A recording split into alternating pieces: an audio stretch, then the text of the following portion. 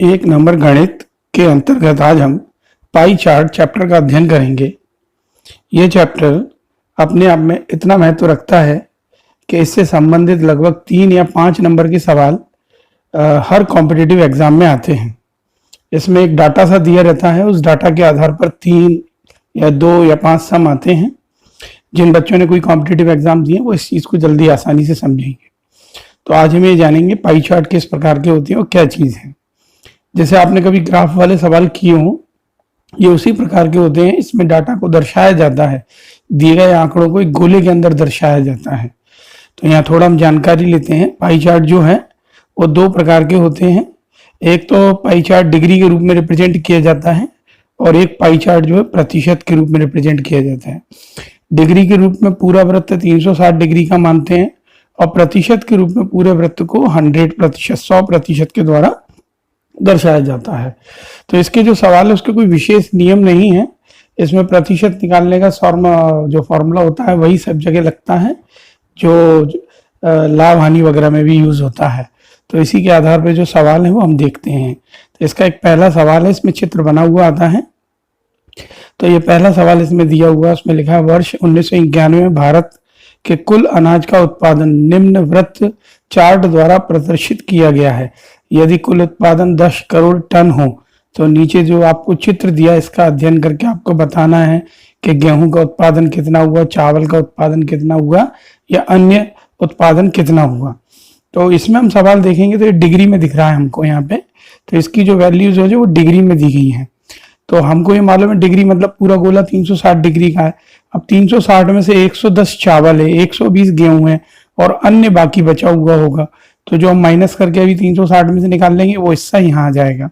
ठीक है, तो अब हम सवाल करते हैं। पहला हम इसमें हमसे पूछा गया 1991 में गेहूं का उत्पादन क्या होगा। तो ऊपर चित्र में से आप देख सकते हैं गेहूं के उत्पादन 120 डिग्री है और मैंने आपको बोला था कुल 360 है। तो 120/360 इंटू में 10 वो है जो कुल उत्पादन है आपका 10 करोड़। इसे आप सॉल्व करेंगे तो आपके पास आ जाएगा 10/3।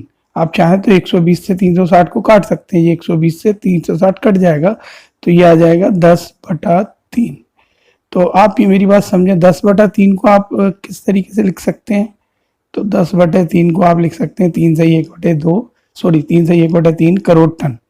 तो 1991 में गेहूं का उत्पादन कितना हो गया, 3 से 1/3 करोड़ टन। इसी प्रकार वो चावल का पूछे तो आप ऊपर जाके चार्ट में देख सकते हैं चावल की वैल्यू 110 है, टोटल 360 है, कुल उत्पादन 10। इससे इसे सॉल्व करेंगे तो हमारे पास आ जाएगा 110 जो 0 से 0 कैंसिल करके और 3 से 1/18। मैंने इसकी एक फॉर्म नहीं लिखी है, मेरे हिसाब से 18 3 54 55/18 बननी चाहिए। तो समथिंग वो पोस्ट में। अगला है इसी में अन्य उत्पादन, ये थोड़ा समझने वाला है। मैंने आपको बोला था कुल उत्पादन 360 है। अब गेहूं और चावल मिलाकर कितना हो गया टोटल, तो वो मिला के हो जाएगा तुम्हारे पास 230। अब 360 में से 230 घटा लो तो आपके पास कितना बचा, 130। तो अन्य उत्पादन कितना आ गया, 130। तो इसकी मात्रा निकालने का तरीका, इसका डिग्री वैल्यू अपॉन में कुल डिग्री इनटू में कुल उत्पादन, इसे सॉल्व कर लीजिए 3 से 11/18। तो इस तरीके से ये सवाल किए जाते हैं। क्योंकि ये डिग्री में इसलिए बटे में 360 है। यदि ये सवाल प्रतिशत में होता तो इसके अपॉन में 100 आता। तो अगले सवाल में हम इस चीज को महसूस करेंगे और समझेंगे उसे भी। तो इसमें दिया गया है वर्ष 1990 में स्कूल ए के वर्ग 8, 9, 10, 11 के छात्रों को निम्न चार्ट द्वारा दर्शाया गया है और यदि कुल छात्र 500 हैं तो आपको एक पाई चार्ट दिया है नीचे, उसमें कक्षा 8, 9, 10 और 11 के छात्रों का प्रतिशत दिया, डिग्री नहीं प्रतिशत। अब आपसे पूछा गया क्या है, पहला क्वेश्चन है कक्षा 8 के छात्रों की संख्या ज्ञात कीजिए। तो कक्षा 8 के छात्र निकालने के लिए आप 8 का प्रतिशत देखिए, वहां 20 होगा और बटे में 100 आएगा। 100 क्यों आया, क्योंकि पूरा गोला 100 का माना जाएगा और जब डिग्री में होता है तो 360 का। और कुल छात्र कितने, 500। सेम वही तरीका जो ऊपर था, बस ऊपर डिग्री में था। इसे सॉल्व करिए, 100 छात्र आ जाएंगे कक्षा 8 में। ठीक है, अगला कक्षा 9 के ले लीजिए। कक्षा 9 में वहां 30% है तो 30/100 गुणा 500। ये 500 आपको कुल छात्र यहाँ दिए हैं, उन्हीं का यूज करेंगे आप बार बार। तो 150 छात्र आ गए आपके कक्षा 9 में। अगले आप निकाल लीजिए कक्षा 10 में इसी प्रकार से, और कक्षा 11 में, क्योंकि वो संख्या सेम है, इसकी भी 30 और इसकी भी 20 है, तो ऑलरेडी ऊपर निकाल चुके हो, तो इनके आंसर वही आएंगे जो ऊपर है। तो इस प्रकार से हम चारों कक्षाओं के बच्चे निकाल सकते हैं। तो ये 2 सवाल मैंने केवल आपको ये बताने के लिए लिए थे कि एक डिग्री और एक प्रतिशत से। अब इनके सवाल वास्तव में अभी आप कह रहे थे, आप सोचेंगे कि मैं कह रहा था कि इसके सवाल तो 5 नंबर के आते हैं, तो इसमें कौन सा 5 नंबर वाला है। तो अब जैसे ये सवाल है, इसमें हम दिए गए डाटा को ध्यान से पढ़े। उसमें लिखा है किसी विशेष माह में एक कंपनी का कुल व्यापार 60,000 रुपए है।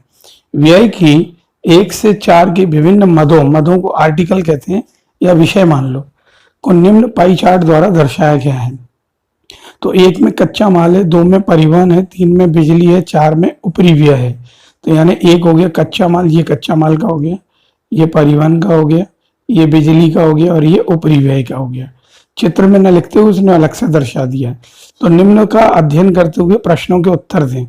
तो आप देख सकते हैं इसमें एक साथ में 4 या 5 प्रश्न आ रहे हैं, तो इस आधार पे हम इसको कह रहे थे कि ये 4 या 5 या 3 नंबर में आएगा। तो इसका पहला सवाल है कि कच्चे माल पर कुल व्यय का कितना प्रतिशत है। कच्चे माल पर, तो अब आप ऊपर जाके सबसे पहले इसका कच्चे माल का व्यय देखो। तो कच्चे माल का आपके पास पहला हिस्सा है यानी 90, और चूंकि डिग्री में है सवाल, तो नीचे आप इसका सॉल्व देखेंगे थोड़ा सा। तो नीचे आप देखिएगा यहाँ पे लिखा है कच्चे माल का प्रतिशत निकालने के लिए उसका डिग्री वैल्यू अपॉन में कुल वैल्यू गुणा में 100। इसे सॉल्व करिए, 25%। 100 का गुणा क्यों किया, क्योंकि हमें प्रतिशत फॉर्म निकालनी है। ठीक है, इसी का अगला सवाल देखेंगे यहाँ पे हम दूसरे नंबर में। इसमें दिया है बिजली पर कुल व्यय कितने प्रतिशत है। बिजली पर व्यय कुल व्यय का कितना प्रतिशत है। तो आपको पहले बिजली का व्यय देखना होगा ऊपर से। तो बिजली का व्यय भाग 3 72 डिग्री है, और कुल भाग मतलब होता है 360। तो अपन इसको सॉल्व करेंगे, नीचे जाके देखिए बिजली का व्यय हो गया 72, कुल हो गया 360 और 100 का गुणा। सिमिलर जो ऊपर कच्चे माल वाले में किया था, तो 72 से काट दीजिए, 5 बार कटेगा ये, और 5 से इसको 20, 100 को काट दीजिए 20। तो इस तरीके से इसके आंसर आना शुरू हो जाते हैं। अगला क्वेश्चन है, यहाँ पे लिखा है परिवहन पर कुल व्यय क्या होगा। आप परिवहन की ऊपर वैल्यू देख के आ जाओ। परिवहन मतलब भाग 2, भाग 2 में 90 डिग्री लिखा है। अभी अभी आपने 90 डिग्री को 2 मिनट पहले सॉल्व किया, पर उसने कुल व्यय पूछा है, पैसा पूछा, परसेंटेज नहीं पूछा इस बार। तो आइए नीचे देखें अपन। तो उसने बोला परिवहन पर कुल खर्च, तो परिवहन की वैल्यू 90 बटे में कुल मान, और कुल जो खर्चा हुआ था वो था 60,000। आपको याद हो, इस बार प्रतिशत नहीं, इस बार रुपए मांगे। अब आपने इसे क्या करना है, 90 से 360 काटना है, 4 बार जाएगा, और 4 से काटना है इसको, तो आपको मिलेगा 15,000। इस बार उसने खर्च मांगा था, प्रतिशत नहीं। प्रतिशत मांगता तो हम 100 डाल देते। ठीक है, अगला प्रश्न है हमारा इसमें, ऊपरी व्यय की धनराशि क्या है। अब आप ऊपरी व्यय का ऊपर जाके चित्र में देख लें, चौथे नंबर पे 108 डिग्री है। तो आप ऊपरी व्यय का सॉल्व करेंगे, तो ऊपरी व्यय की धनराशि सिमिलर वैसे ही करना होगा। तो आप सबसे पहले उसका डिग्री वैल्यू अपॉन में 360 और 60,000 कुल धनराशि। इसे आप 36 के पाड़े से ही काट लें, चाहे 6 के पाड़े से, और ऊपर आ जाएगा 18,000। ठीक है, काटा पीटी वैसे आपकी होती है, आप 6 के पाड़े से धीरे धीरे काट लीजिए, आपको सॉल्व हो जाएगा जी। अगला सम देखिए। तो मैं इसको बार बार ऊपर नीचे करता हूँ तो इससे स्क्रीन में दिक्कत आती है, इसलिए अपन एक काम करेंगे, 5 सवाल या 4 सवाल एक साथ पढ़ लेंगे, फिर नीचे चारों का सॉल्व एक साथ देखेंगे। अगले सवाल में दिया गया, निम्नलिखित पाई चार्ट में किसी विद्यालय में भिन्न सांस्कृतिक क्रियाकलापों में शामिल छात्रों का प्रतिशत विभाजन दर्शाया गया है। मतलब सवाल प्रतिशत में है, डिग्री में नहीं है। इस पाई चार्ट को सावधानी पूर्वक अध्ययन कीजिए और निम्न प्रश्नों के उत्तर दीजिए। यहाँ विद्यार्थियों की कुल संख्या ऑलरेडी आपने दे रखी है पहले से, वो कितनी है विद्यार्थियों की संख्या 1800। इसको आपको ध्यान रखना होगा। अब आप यहाँ पे थोड़ा देख लो, इसके अंदर दिया है पेंटिंग में 32%, संगीत में 8%, खेलकूद में 5%, नृत्य में 38%, कराटे में 10% और क्रिकेट में 7% छात्र है ना लगे हुए हैं। तो अब यहाँ पे प्रश्न पहला पूछा गया, पहले 5 प्रश्न पढ़ लेंगे हम, कि नृत्य चुनने वाले छात्रों की कुल संख्या क्या है। तो नृत्य चुनने वाले छात्रों की संख्या निकालने की नृत्य का प्रतिशत लेंगे और उससे सॉल्व करेंगे। सेकंड क्वेश्चन है, पेंटिंग चुनने वाले विद्यार्थियों की संख्या और कराटे चुनने वाले संख्या के बीच अनुपात क्या है। तो इस तरीके से इसका अगला क्वेश्चन है, उसमें दिया है संगीत चुनने वाले विद्यार्थियों की संख्या और खेलकूद चुनने वाले विद्यार्थियों की संख्या से कितना प्रतिशत अधिक है। तो संगीत का प्रतिशत और खेलकूद वाले छात्रों का प्रतिशत देखिए कौन सा कितना अधिक है। और अगला प्रश्न है इसमें, कितने विद्यार्थियों ने क्रिकेट व पेंटिंग का चयन किया है? तो क्रिकेट का परसेंटेज और पेंटिंग का परसेंटेज लेके उससे उसको सॉल्व करेंगे कुल बच्चों पे। और क्रिकेट तथा नृत्य चुनने वाले छात्रों की संख्या पेंटिंग तथा संगीत चुनने वाले छात्रों की संख्या से कितना प्रतिशत अधिक है? तो जैसे जैसे वो बोल रहा है वो वैल्यूज लेते जाएंगे और सॉल्व करेंगे। और इसका एक सवाल और है 10वां, वो ये, नृत्य एवं कराटे चुनने वाले छात्रों की संख्या पेंटिंग चुनने वाले छात्रों की संख्या से क्रमशः उसका अनुपात क्या होगा? तो नृत्य कराटे के ज्वाइंट हैं, ठीक है, और पेंटिंग चुनने वाले छात्र वो अलग हैं, उनके बीच की संख्या का अनुपात। हम इस आधार पर पहला सवाल देखते हैं। तो ऊपर नीचे स्क्रीन करके आप देख लेना भले। तो पहला है, कुल छात्र अपने पास 1800 है, उसमें पूछा था नृत्य चुनने वाले छात्र। तो नृत्य का परसेंटेज वहां देखिएगा चित्र में 38 होगा, अपॉन में 100, प्रतिशत का सवाल है, इनटू में टोटल छात्र। इसे आप सॉल्व करेंगे 684 छात्र आएगा। पहला सवाल समझ में आना चाहिए। दूसरा उन्होंने बोला है पेंटिंग के छात्र का प्रतिशत मान और कराटे के छात्र का जो मान है उनका अनुपात क्या है? तो ऊपर चित्र से देख ली, पेंटिंग के 32 निकलेंगे, कराटे के 10 निकलेंगे, उनको एक बार काट दीजिए, 16:5, ठीक है। अगला है, उसमें उन्होंने बोला है संगीत के छात्र खेलकूद के छात्र से ऐसा कितना प्रतिशत अधिक, ऐसा कुछ है। तो संगीत के 8% है, खेलकूद के 5 है, तो कितना अधिक है आपको दिख रहा है 3। अब प्रतिशत मान निकालने का फॉर्मूला होता है 3 गुणा 100 बटे में ये प्रतिशत देखा जा रहा है अधिक पे, तो अधिक 5 से देख रहे हैं तो 5 बटे में आ जाएगा। इसे आप सॉल्व कर सकते हैं। इसे आप 5 की टेबल से काट दीजिए, 20 बार ये कट जाएगा। और जैसे ही 20 बार ये कटेगा, जैसे ही 20 बार ये कटेगा और 20 का 3 से मल्टीप्लाई कर दीजिएगा, ठीक है। तो 20 दिया 60 आ जाएगा। तो ये इसका आंसर बन गया। 8वें नंबर के क्वेश्चन में बोला गया क्रिकेट व पेंटिंग के कुल छात्र।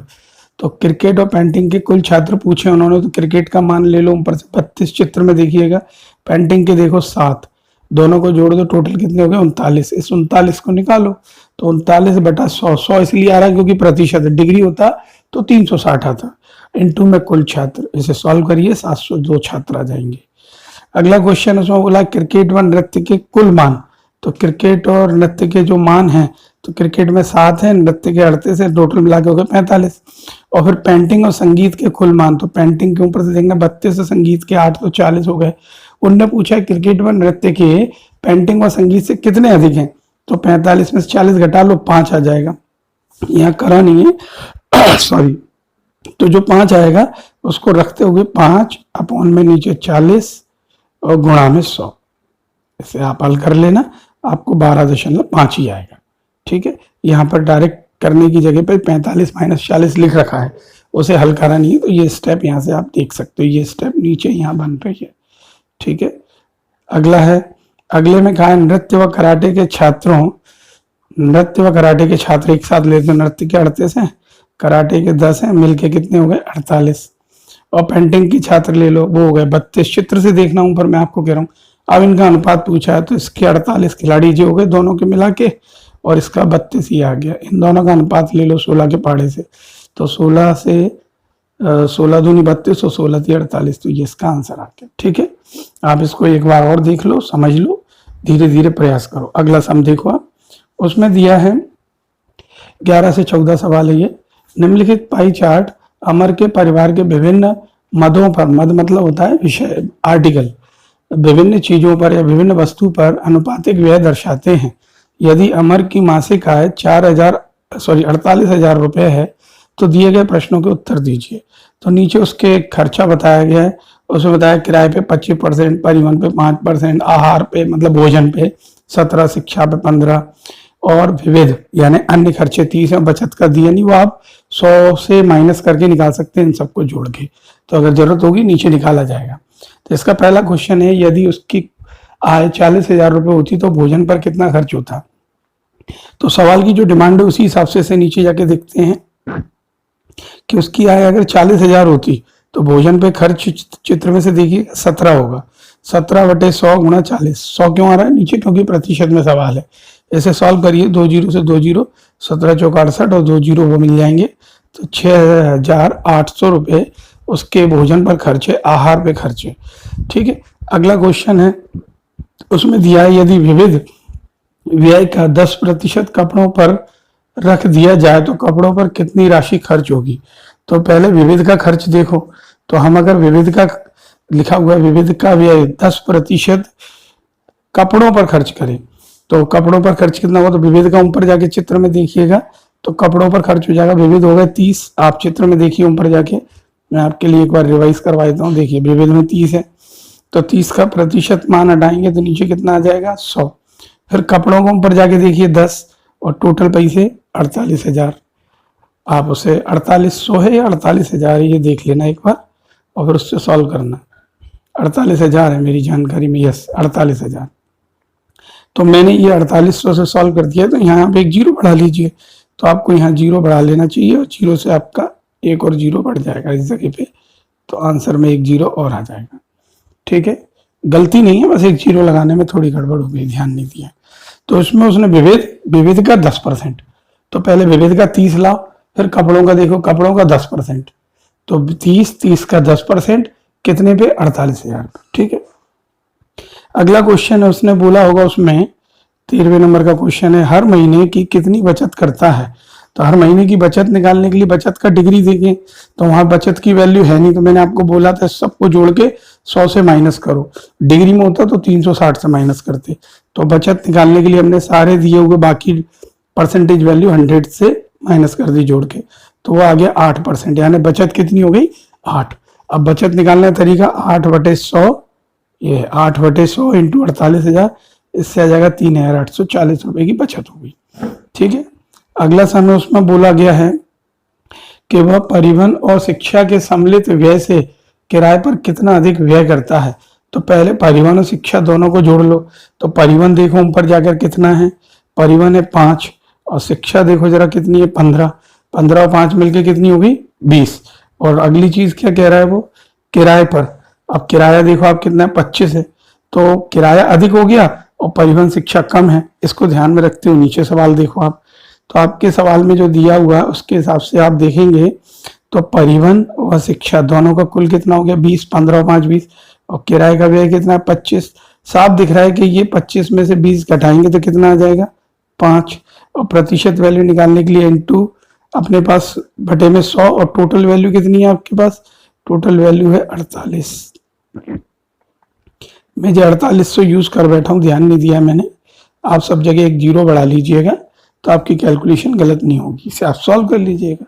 ठीक है, चलिएगा अगला सम देखते हैं हम। इसमें हमको दिया गया है 15 से 18 के सवाल में, यहाँ दिए गए पाई चार्ट में किसी भवन के निर्माण में विभिन्न मदों पर आई लागत के वितरण को दर्शाया गया है। चार्ट का अध्ययन करके निम्न प्रश्नों के उत्तर दीजिए, ये कहा गया है। तो सबसे पहले हम क्या करेंगे, इस चार्ट को देखते हैं। तो इस चार्ट में दिखाया गया मजदूरी में 90 डिग्री, सीमेंट में 72 डिग्री, ईंट में 54 डिग्री, लोहे में 54 डिग्री, और ये पर्यवेक्षण में 54 डिग्री, और ये शायद 36 डिग्री इमारती लकड़ी में है। तो मकान बनाने में, मकान में जो जो चीजें लगती हैं उनकी लागत का डिग्री वैल्यू दिया है। अब पहला सवाल है, यदि भवन निर्माण की कुल लागत जो है 15 लाख रुपए है तो मजदूरी पर हुआ खर्च बताइए। तो मजदूरी का डिग्री देख लो 90। अब यहाँ पर ही अपन सॉल्व कर सकते हैं ओरल, वैसे तो फिर भी मजदूरी पे किया व्यय देख लो 90, कुल वैल्यू 360 इंटू में 15 लाख, सॉल्व करो काट पीट के 3,75,000। परसेंटेज होता बटे में 100 आता है, इतना अंतर होता सवाल में और कोई अंतर नहीं। अगला सवाल है 16वें नंबर का, ईंट लोहा सीमेंट पर कुल मिलाकर व्यय हुई धनराशि भवन निर्माण पर आई कुल लागत का कितना प्रतिशत है। क्योंकि डिग्री में नहीं है, डिग्री में होता तो कुल लागत 360 मान लेते, तो यहाँ पे 100 मान लीजिए आप पहले ही। अब आप 16वें सवाल को सॉल्व कर रहे हैं, तो 16वें में आपको बोला गया है, 16वें में आपको बोला गया है कि 16वें में आपको बोला गया है कि ईंट लोहा सीमेंट, तो सबके वैल्यू ऊपर चित्र में से ले आइए, 54 54 72 जोड़ा तो कितना मिला, 180। और जबकि कुल लागत कितनी है, 360 डिग्री पूरे वृत्त के लिए। ठीक है, तो अगर सवाल प्रतिशत में हो तो 100 लीजिए, और डिग्री में तो डिग्री 360 लीजिए। तो प्रतिशत मान निकालने का तरीका क्या होगा, 180 बटे में 360 गुणा 100, काट दीजिए, 50% आ भी गया। ठीक है, तो मेरे हिसाब से सवाल समझ में आना चाहिए। अगले वाले सवाल में देखें 17वें में, 16 हो गया 17, यस। इमारती लकड़ी पर आया व्यय सीमेंट पे आया व्यय से कितना प्रतिशत अधिक है? तो इमारती लकड़ी है आपका 36, सीमेंट है 72, साफ दिख रहा है उसका दुगना हो रहा है। तो चलिए अपन नीचे चल के हैं। 17वें सवाल में जो कहा गया देखिए, इमारती लकड़ी पर व्यय 36 डिग्री, सीमेंट पर व्यय 72 डिग्री। अब उन्होंने कहा कितना प्रतिशत अधिक है, तो आपको साफ साफ दिख, अच्छा प्रतिशत अधिक पूछा है या कुछ पूछा है, थोड़ा पढ़ लें 17वें सवाल को जी। इमारती लकड़ी पर आया व्यय सीमेंट पर आए व्यय का कितना प्रतिशत है, नॉट अधिक पूछा है, उनने पूछा कितना प्रतिशत है। तो आप क्या करेंगे, इसमें जो इमारती लकड़ी का व्यय है वो बटे में सीमेंट का व्यय गुणा 100 करेंगे, क्योंकि उसने सीमेंट को आधार रखते हुए इमारती लकड़ी के व्यय का प्रतिशत पूछा हुआ है। ठीक है, तो 36 से आप 72 को काटेंगे, 2 बार कटेगा, 2 से काटेंगे 50 बार कटेगा। ठीक है, चलिए अगला सवाल है इसी में 18वें नंबर में, निर्माण पर आई कुल लागत में से मजदूरी व परिवीक्षण दोनों को मिलाकर कितनी धनराशि खर्च हुई? तो आप ऊपर जाके पहले मजदूरी देख लो, मजदूरी कितनी है फटाफट से, इसमें 90 डिग्री है, परीक्षण कितना 54, आप 90 और 54 को जोड़ लो और उसे 15 लाख पे सॉल्व कर लो। तो आपने क्या किया, देखिए आपने 90 और 54 जोड़े, 144 आ गए, 144 बटा 360 गुणा 15 लाख, सॉल्व करिए, 6 लाख रुपए आपको मजदूरी व परिवीक्षण पर देने। ठीक है, अगला सवाल है इसी में, उसमें दिया हुआ है, आप देखेंगे लगभग हर सवाल एक जैसे ही है, पर ये आएंगे तभी जब आप इनकी प्रैक्टिस करेंगे। ठीक है, 19 से 22 वाले सवाल में देखेंगे, नीचे दिए गए पाई चार्ट का एक परीक्षा में किसी विद्यार्थी द्वारा प्राप्त अंकों को दर्शाता है। यदि विद्यार्थी द्वारा परीक्षा में प्राप्त कुल अंक 540 हों तो इस पाई चार्ट पर आधारित प्रश्नों के उत्तर दीजिए। तो आप इसमें एक चीज तो याद रखिएगा कि कुल अंक कितने हैं, 540, इसी को लेकर कैलकुलेट करनी है। नीचे उसके अंक डिग्री में दिए हैं, तो उसमें सामाजिक अध्ययन 65 डिग्री, गणित 90 डिग्री, अंग्रेजी 55 डिग्री, हिंदी 70 डिग्री, विज्ञान को 360 में से घटा के निकाल सकते हैं आप आसानी से, अगर सवाल में रिक्वायरमेंट होगी तो नीचे आएगी काम में। पहला है, विद्यार्थी ने किस विषय में 105 अंक अर्जित किए? तो उल्टा हो गया, अभी तक अंक पूछता था, इस बार अंक दे दिया और डिग्री वैल्यू पूछ मारी है। तो अपन एक काम कर सकते हैं, अपने को कुल अंक मालूम ही है 540 और 105 इसको अंक मिले हैं, इन दोनों की मदद से आप इसका डिग्री मान निकाल लो। तो नीचे चलिए हम देखते हैं 19वें वाले सवाल में, तो हमने क्या किया, उसके कुल अंक तो 540 हैं, 105 अंक का डिग्री मान निकालने के लिए क्या करेंगे आप, तो आपको मालूम पूरा गोला 360 डिग्री का और कुल अंक 540 इंटू में 105 जो अंक उसके हैं, इसे आप सॉल्व करेंगे तो कितना आएगा, 70 डिग्री।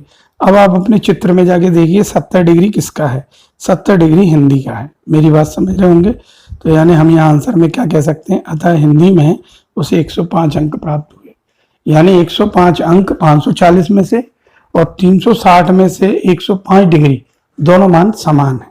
ठीक है, अगला क्वेश्चन है हमारे पास इसी में, अगला क्वेश्चन है इसी में हमारे पास में, विज्ञान के विषय के लिए केंद्रीय कोण कितना होगा, संगत केंद्रीय कोण, मतलब विज्ञान का डिग्री वैल्यू निकालना। मैंने आपको बोला था सबको जोड़ के 360 से घटा दीजिए, तो ये मैं ना भी करूं तो आप खुद कर लीजिए, तो कोई विशेष काम नहीं है, 360 और बाकी सारी डिग्री जोड़ के घटा दीजिए। तो बाकी सब उनने जोड़ा होगा तो उनको आ गया 280, 360 में से 280 घटा दिए, 80 मिल गया। ठीक है, अगला क्वेश्चन है इसी आधार पर, इसमें दिया गया है 21वें नंबर में, विद्यार्थी ने हिंदी की तुलना में गणित में कितने अंक अधिक प्राप्त किए? तो पहले आप हिंदी के अंक निकाल लो फिर गणित के। तो हिंदी और गणित की वैल्यू देख लो जरा, गणित की 90 है, हिंदी की 70 है। वैसे तो मैं डायरेक्ट ही निकाल दूं, 90 में से 70 देखो कितने ज्यादा है या कम है, तो जो 20 का डिग्री का अंतर है, इस 20 डिग्री को 540 पे सॉल्व कर सकते हैं आप। तो अपन नीचे चल के, कौन सा 21वें नंबर का था, तो 21वें नंबर के सवाल को देखो, आपने किया ना 20 डिग्री आ गया, 20 डिग्री को अपन ने 540 पे सॉल्व कर दिया, 20 बटे 360 इंटू 540, तो 30 अंक जो हैं वो गणित में अधिक हैं और हिंदी में 30 अंक कम है। आखिरी क्वेश्चन है, उसमें पूछा गया विद्यार्थी ने विज्ञान में कितने अंक प्राप्त किए? तो आपको 2 मिनट पहले बताया गया था कि विज्ञान की डिग्री वैल्यू जो है वो 80 है, उसी 80 को उठा के दोबारा सॉल्व कर दो आप, 80 बटे 360 इंटू 540 तो 120 आ जाएगा। तो इस तरीके से ये सवाल खत्म होता है। अगला हम देखेंगे, इसमें दिया हुआ है 23 से 26 में निम्नलिखित प्रश्नों में दोनों वृत्त रेखों का अध्ययन कीजिए। इसमें मतलब हमको 2 चित्र दिए गए हैं, तो मैं थोड़ा सा इसको समझाने के लिए मैं आपको बता दूं, पहला चित्र ये दिख रहा है मुझे और इसी के जस्ट नीचे दूसरा चित्र है। तो पहले चित्र को पहला अध्ययन कर लेते हैं। इसमें हमको अप्रैल महीने का जानकारी दी है और 24,000 वेतन दिया है। तो किसी व्यक्ति का नाम दिया है, नहीं दिया। किसी व्यक्ति के मासिक वेतन है अप्रैल का 24,000 और उसके जो खर्च हैं वो यहाँ डिस्क्राइब किए गए A, B, C, D और E करके। सिमिलर ऐसे ही मई माह का खर्चा भी दिया हुआ उसका, पर मई का वेतन कितना 25,000 और यहाँ पर उसके खर्चे दिए A, B, C, D, E करके। ठीक है, अब ये A, B, C, D, E क्या है उसको डिस्क्राइब नीचे किया हुआ उन्होंने। A शिक्षा है, B बचत है, C किराना है, D बिजली तथा फोन का बिल और E विविध यानी अन्य है। अब जो जो प्रश्न कहेगा वैसे वैसे हम दोनों चित्रों को पढ़ते जाएंगे और करते जाएंगे। तो पहला क्वेश्चन है, अप्रैल महीने की तुलना में मई महीने में शिक्षा पर खर्च में कितने प्रतिशत की वृद्धि हुई। तो ऐसे सवाल करने के लिए आपको दोनों चार्ट इसलिए देखना पड़ेंगे, अप्रैल के डाटा अलग है, मई का डाटा अलग है। तो आप चाहे तो ऊपर जाके अप्रैल की शिक्षा का खर्च देख लो। तो शिक्षा को ए कहा गया, ए। तो आप देखो अप्रैल में ए का कितना 47 और मई में ए का कितना है 50। तो पैसा मई में बढ़ रहा है, वही जो पूछ रहा है कितना प्रतिशत बढ़ रहा है। तो हम इस सवाल को यहाँ देखते हैं। तो इसमें हमको पहले क्या करना होगा वो आप समझ लें। तो सबसे पहले हम अप्रैल महीने के लिए कैलकुलेट करेंगे।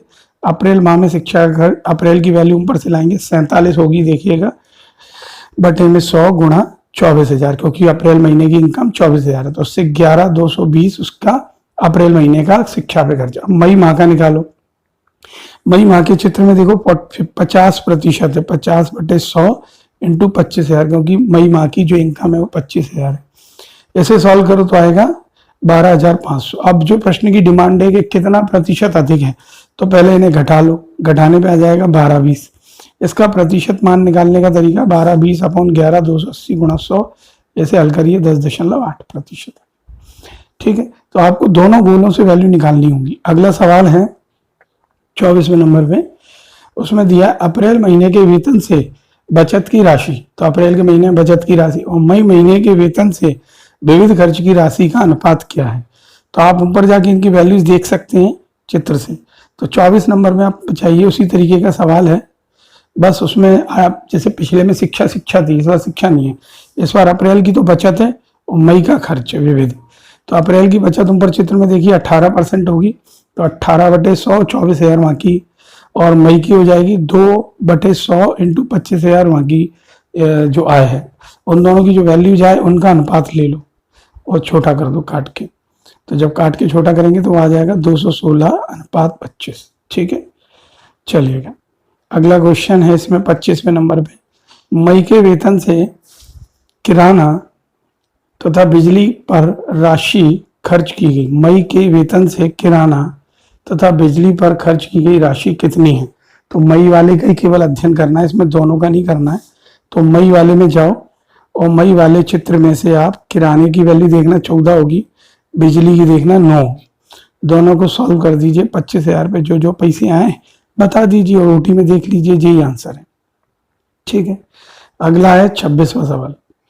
26वें सवाल में कहा गया अप्रैल माह के वेतन से शिक्षा, किराना और बचत पर खर्च की गई औसत राशि कितनी है। तो 3 चीजें पूछी गई हैं, शिक्षा, किराना और बचत। तो आप क्या कीजिए, तीनों की वैल्यू ऊपर जाके चित्र से देख लीजिए। तो आप क्या करेंगे, औसत निकालने का तरीका आपको मालूम है, शिक्षा, किराना, बचत बटे में 3 क्यों, क्योंकि औसत है। तो आप तीनों की वैल्यू लेके आ जाओ। तीनों की वैल्यू चित्र से आप जब लोगे तो आपको मिलेगी 47, 4 और 18। चूंकि प्रतिशत में इसलिए बटे में 100 गुणा में अप्रैल माह की जो इनकम है वो, और बटे में 3 जो औसत का है। ठीक है, इसे सॉल्व करिए, आ जाएगा 69। 2 जीरो से यहाँ के 2 जीरो कैंसिल आउट हो जाएंगे। तो आपके पास जो चीज बचेगी वो बचेगी 69 इंटू 240 अपॉन में 3। ठीक है, तो ये 3 से आप 69 और काट दीजिए, तो ये 23 अपॉन 240, इन दोनों का मल्टीप्लाई करिए, आपको आंसर आ जाएगा। एक रफ कागज पे इन्हें सॉल्व करके देखा कीजिए तो ही आपको आएगा। आप देख सकते हैं नोट्स मेरे हाथ के हैं, तो जब मैं इन्हें बनाता हूं तो आपको भी बनाना चाहिए।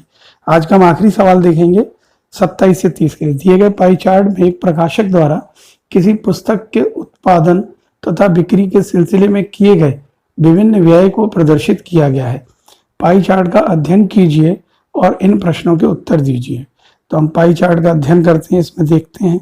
तो जो छपने वाली चीजें प्रिंटिंग कराता है तो छपाई पे उसका व्यय 35%, जिल्द यानी कवर पर उसका खर्च 18%, विज्ञापन पे 18, रॉयल्टी पे 15, विविध यानी अन्य खर्च 4 और कागज पे 10%।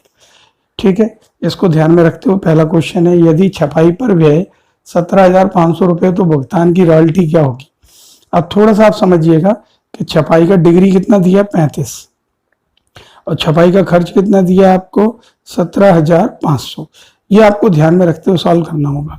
तो जब उसकी वैल्यू दी है 35% पर कितना, 17,500, तो कुल निकालकर हम भुगतान पे निकाल सकते हैं। तो इसका तरीका ये होता है सरल, कि यदि छपाई का खर्च 17,500 और उसका चार्ट में प्रतिशत मान 35 है, तो रॉयल्टी निकालने के लिए आप क्या करेंगे कि रॉयल्टी की वैल्यू देखेंगे चित्र में जाके तो मिलेगी 15, इसका प्रतिशत बटे में इंटू में 17,500 काट दीजिए, 7,500 रॉयल्टी पे भुगतान आ जाएगा।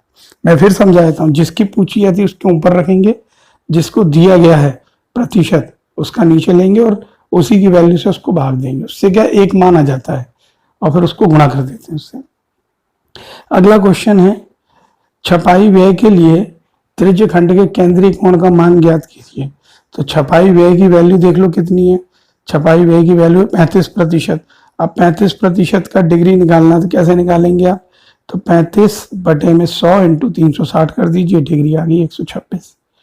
अगला क्वेश्चन इसमें देखेंगे आप, विविध व्यय कागज पर किए गए व्यय से कितने प्रतिशत के बराबर है। विविध व्यय कागज पर किए गए प्रतिशत, तो आप चित्र में जाके देख सकते हैं विविध कितना है आपका 4 और कागज पर कितना है 10, तो साफ साफ दिख रहा है कितना प्रतिशत है। तो प्रतिशत निकालने के लिए आपको क्या करना होगा, ध्यान से देखिए, विविध की वैल्यू कितनी है 4 और कागज की कितनी है 10, तो फॉर्मूला बन जाएगा प्रतिशत के लिए 4/10 गुणा 100, सॉल्व करिए 40%। आज का हम आखिरी सवाल देखेंगे, जिल्द परिव्यय तथा विज्ञापन परिव्यय के त्रिज्या खंडों का केंद्रीय कोणों की मापों का अंतर क्या होगा। तो ऊपर चित्र में देखो, जिल्द परिव्यय पे कितने 18 और विज्ञापन परिव्यय पर पे कितना है 18। मैं वैसे ही मुंह जवानी बता दूं, 18 में से 18 गए तो 0 आंसर आएगा, फिर भी आपको सॉल्व करवा देते हैं। तो जिल्द पे डिग्री कोण का मान कैसे निकालेंगे, 18/100 गुणा 360, और विज्ञापन पे भी ऐसे ही निकालेंगे 18/100 इंटू 360। तो दोनों के मान एक जैसे आएंगे, घटाएंगे तो कितना आएगा 0। ठीक है, तो इस तरीके से चैप्टर खत्म होता है। आप इसको धीरे धीरे करें, एक रफ कागज पे इन सवालों को दोबारा लगाएं, आपको धीरे धीरे आना शुरू हो जाएगा। अगर कोई सवाल नहीं आता है तो आप उसके लिए मुझे व्हाट्सएप पे या कमेंट्स के द्वारा